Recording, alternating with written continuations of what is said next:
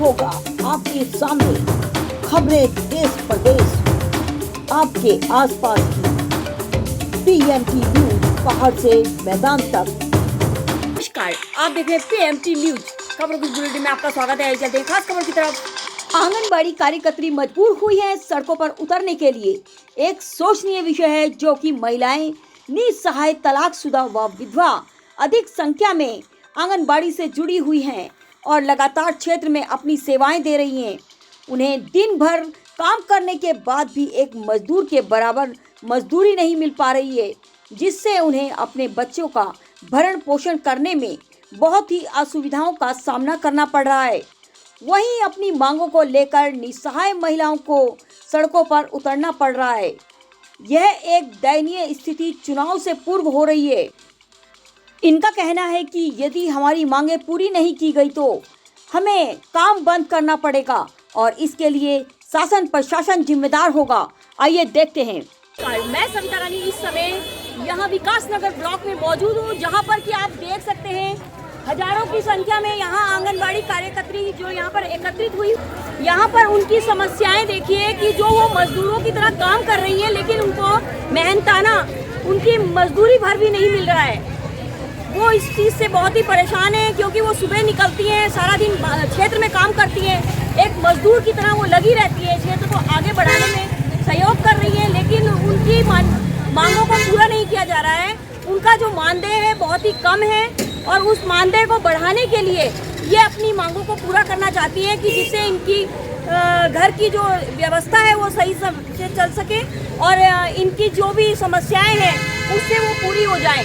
तो सरकार से अनुरोध है कि जल्द से जल्द इनकी समस्याओं पर गौर किया जाए और इनकी मांगों को पूरा किया जाए। धन्यवाद।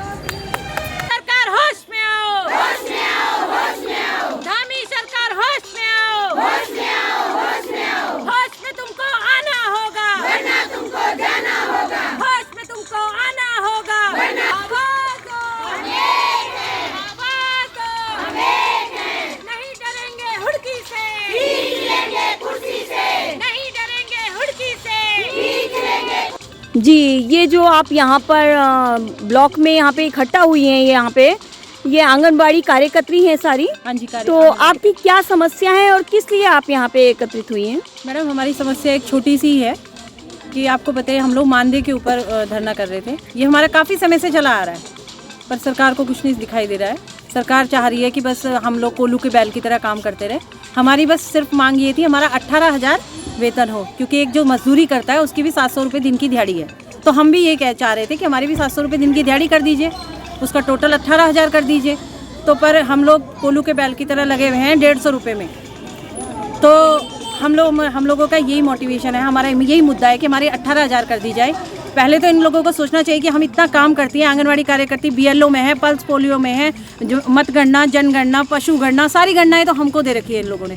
इनको सोचना चाहिए कि हम लोग कितना काम करेंगे। राज्य कर्मचारी का दर्जा देना चाहिए, पर अगर ये राज्य कर्मचारी का दर्जा नहीं देते तो कम से कम हमारे 18,000 मानदेय तो करें। अभी हमारी 26 तारीख को महारैली थी देहरादून में, पर हम कहते हैं ना, नारी ही नारी की दुश्मन होती है।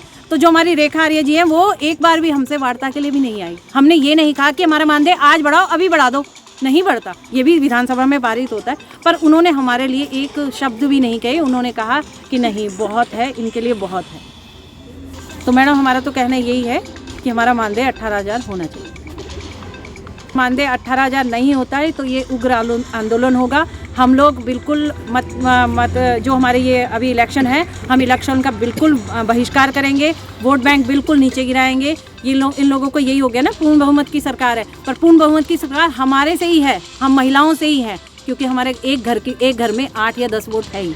अगर हम वोट ही नहीं डालेंगे तो कैसे इनका वोट बैंक पूरा हो जाएगा? तो बिल्कुल हम नहीं इसका बिल्कुल बहिष्कार करेंगे, सारी बहनें बहिष्कार करेंगे। हमारे साथ जुड़े रहने के लिए चैनल को लाइक, सब्सक्राइब अवश्य कीजिए तथा बेल आइकन को जरूर दबाएं।